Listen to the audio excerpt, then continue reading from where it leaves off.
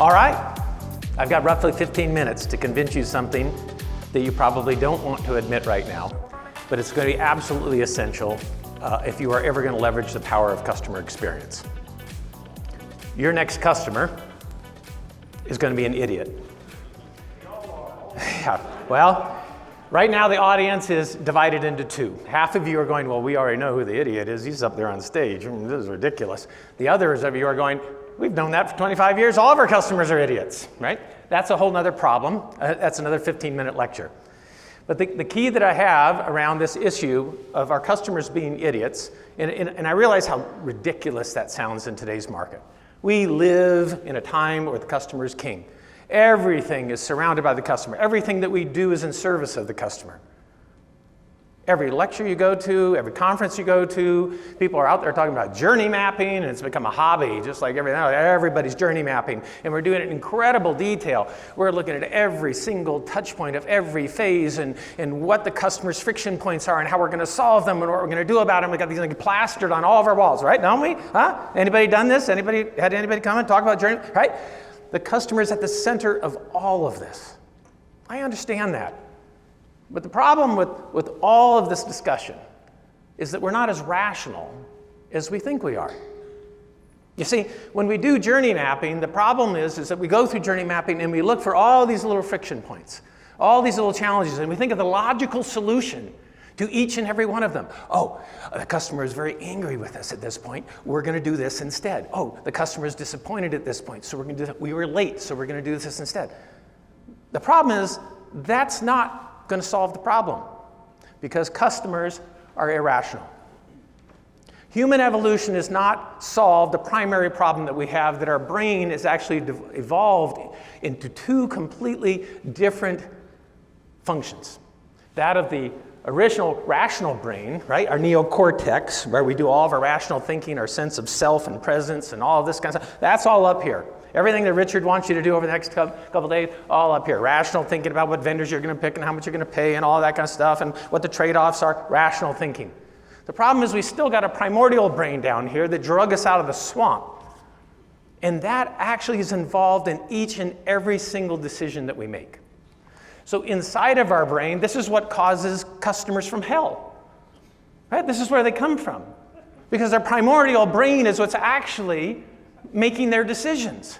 And we keep talking to this logical customer, the logical construct of how we're going to make them happy, but the primordial brain is what really drives their behavior.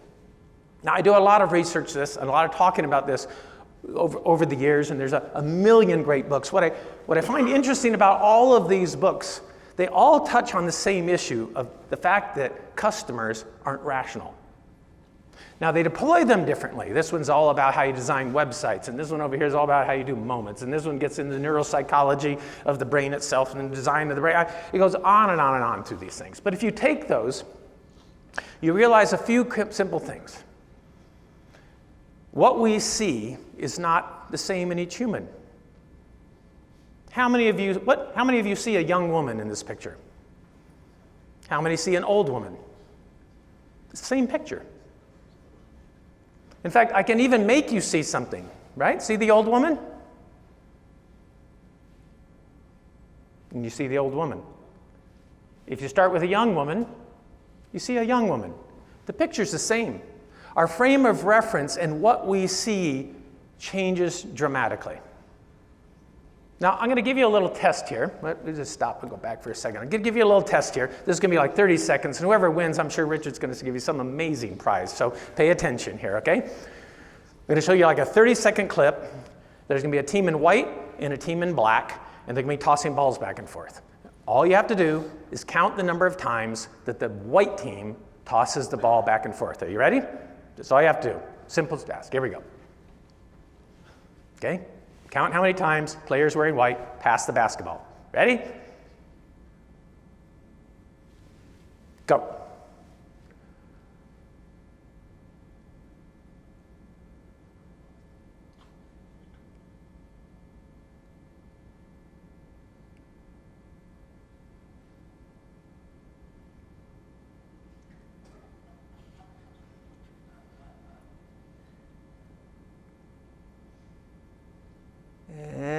about done. All right.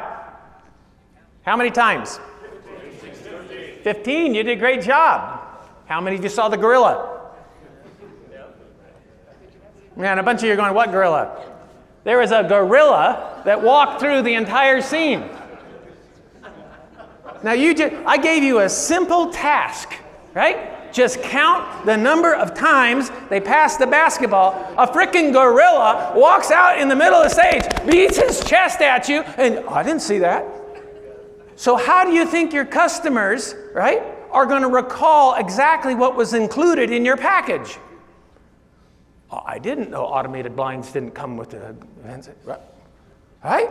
We can't even see a gorilla when he's standing in the middle of the screen beating his chest in front of us. And this is the problem that we have.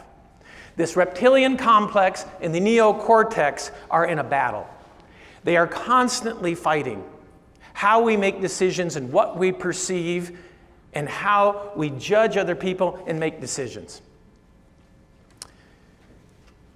This has been weaponized, and we all are victims of this today. It was weaponized by a guy by the name of B.J. Fogg, who founded the Persuasive Technology Lab at Stanford University. He created this model called tautology, which is persuasive science, psychological persuasive science, and computers, and put them together and figured out how to use computers to change, manage, and model customer behavior, consumer behavior. And in 2007, 77 students walked into a classroom in Stanford, and 10 weeks later, they walked out with 16 million users and $1 million in advertising. And those students left and created Snapchat and Instagram and went and designed Uber and Facebook and all the tools that we use today. And they did it using psychological tricks and knowledge of our brain and how our brain actually makes decisions so you can't put your phone down. We've weaponized this. They use something called cognitive bias, and cognitive bias is pretty straightforward. It's a mistake in reasoning, evaluation, and remembering, or a cognitive process, often occurring as a result of holding on to one's preferences and beliefs regardless of contrary information. There are a million of these.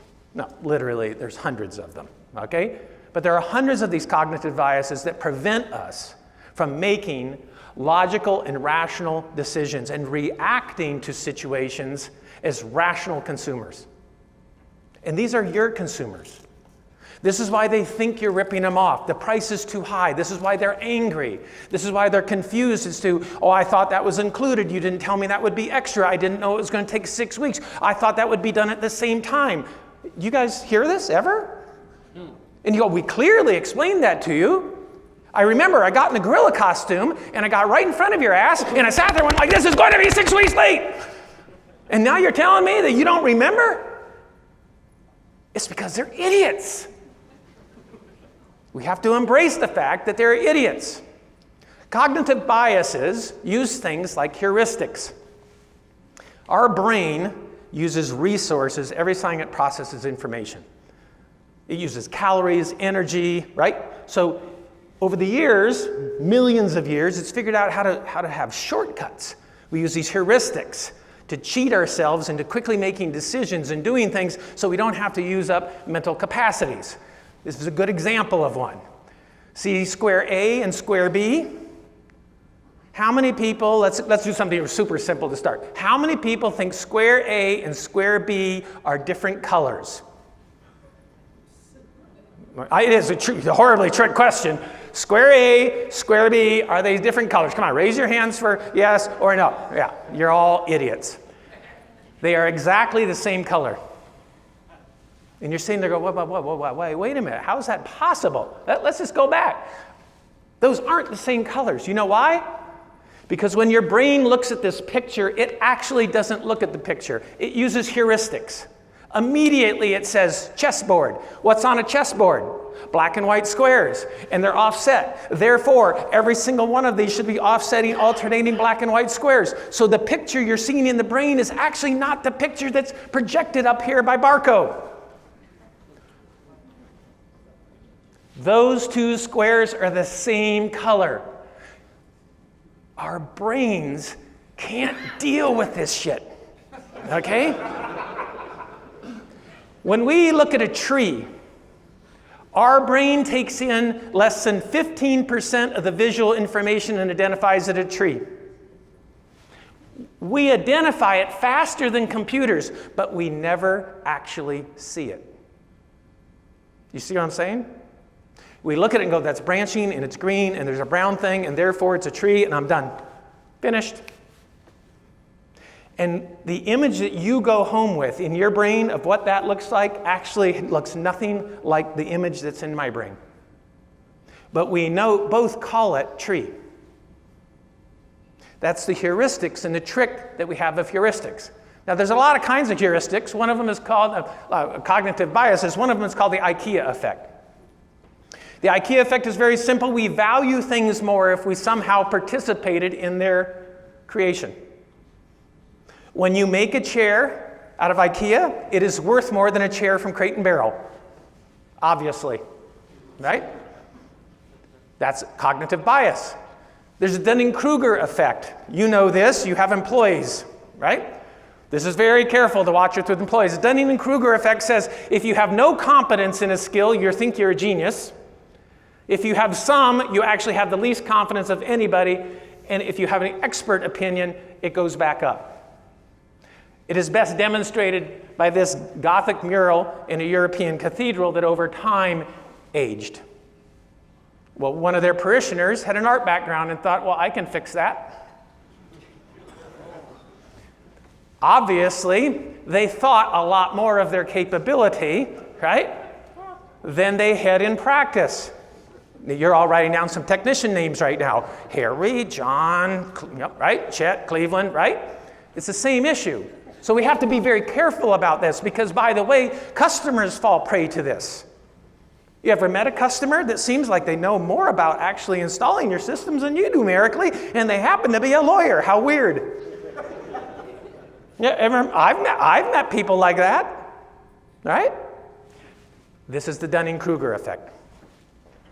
There's also the distinction bias, and the distinction bias is pretty interesting. It is about the fact that when we're in shopping mode, we get into this over-examination of the difference between all products. And we latch on in the shopping mode to the difference between a 43-inch and a 42-inch monitor going, ooh, I better get the bigger one. Ooh, I better get that. Ooh, it's a 1080p and I should get 4K even though I'm going to be viewing it from 2 feet. Oh, I better do that, right? Ooh, I'm going to need that. I'm going to be very disappointed. But what they don't understand is over time, what happens is a hedonic decline checks in, and our happiness with the products has nothing to do with all the agonizing about this during the shopping experience. Now, you can leverage this in multiple ways. If you're selling things, you can then show them all of these differences so that they buy higher and higher up in the value chain because they don't want to think that their happiness is not going to be there. But the reality is, as soon as they install it, their happiness with what they installed declines. And you have to manage hedonic decline if you want to manage customer satisfaction. It has nothing to do with what you did, the quality of your work. It has to do with the idiot inside. There's also contrast effect, simply making your product stand out. Old Spice did this. This is not how we normally sell deodorant. Therefore, we remember it and we go, I need some of that stuff, right? This is a hosting company. Everything is priced oddly. $2.15. Everybody does it as $2.99 or $2.95. Nobody does it as $2.15. The Nest did that with the first thermostat, right? Completely different. Method Soap has done that. All kinds of people have been successful in creating products that are differentiated. The most famous was the Toyota Prius over a decade, the world's leader in the hybrid market with over 50% market share because it was a weird-ass looking car, right? With a lot of weird asses in them, right? I mean, that's what it was. This is why Richard's not going to ring the bell at exactly 15 minutes, all right? There's also the backfire effect. The backfire effect is perfect explanation for our political discourse we have today. It is when you have researched everything from both sides and you feel you are looking out there and trying to really learn. But the backfire effect says, I then go search for the first piece of information that confirms what I believed before, and I go, see, I was right. Regardless of the URL it comes from. Because you found a piece of information that confirms that you were right, and you're done. So, these are cognitive biases. There are hundreds of them. You can weaponize them. You can use them to create customer satisfaction. You can use them to solve problems. You can use them to have a better relationship and better understanding of your customers. Now, one thing that we can help us in this, as you go through the journey mapping process, there are hundreds and hundreds of touch points usually in an entire journey mapping process. And you go, my God, I can't engineer all these. If we go to the Heath brothers and we look at the book Power of Moments, what they help us understand is it's not about every moment. Customers are actually quite selective. The consumers have selective memories. We ignore most of the process and what happens to them. We don't average our experience. We don't look at what was good and what was bad and what was okay and go, you know what, AV is pretty good, right? They remember a few moments. They remember peaks and pitfalls and potholes. And if you look at a journey map, and you take a journey map that says, you're going along this journey from you first meet them to delivering the product way over here. There's times where it's great, and there's times where it's so-so, and there's times where there's real disasters. If you just kind of wipe out that middle zone for a minute, and then look at all of these potholes and look at all of those peak areas and actually design them as memorable moments, those 5 or 6 moments will actually define the customer's view of you, your brand, and your company, not the 100 touch points. So you have leverage here of how you can create excellence. So one last memory here, or one point before we kind of close. It's my favorite study, because even though I've told you all of this today, and you now know this, and you can take it with you, and you can do something. There's a Kojima Island off the coast of Japan, and these are macaque monkeys, and it's been studied for over 50 years. And they like it because it is an absolutely isolated island with no human interference. The monkey populations are indigenous. They're not interfered with, so it's a very prime location to be able to study species and interaction and learning amongst the tribes. And there's multiple tribes there, so they can compare one tribe to the another, et cetera. A while back, they did an experiment with sweet potatoes. Sweet potatoes were not indigenous on this island, so they wanted to introduce something new to macaque monkeys to see how they would learn individually and as a community. So they threw sweet potatoes out on the beach. Well, if you ever had a sweet potato in your hand, I'm looking at a bunch of men going, I eat them, right? But they're sticky, right? They actually have little spots on them and they're kind of sticky. They have a sweet sap that comes out. So when you throw them on a beach, what happens? Sand sticks to them. So the macaque monkeys would pick these things up, and of course, just like us, they don't like sand in their mouth. So they kind of eat around the sand, and they do what they could. But they did very quickly learn that this was a food source, and they were tasty, and they would eat these things. One day, one of the female monkeys took one of these things and threw it in the ocean, and it floated, and it came back on shore, and all the sand was off it, and it was also coated with salt. Oh. And she ran back to the tribe, and she started showing everybody in the tribe.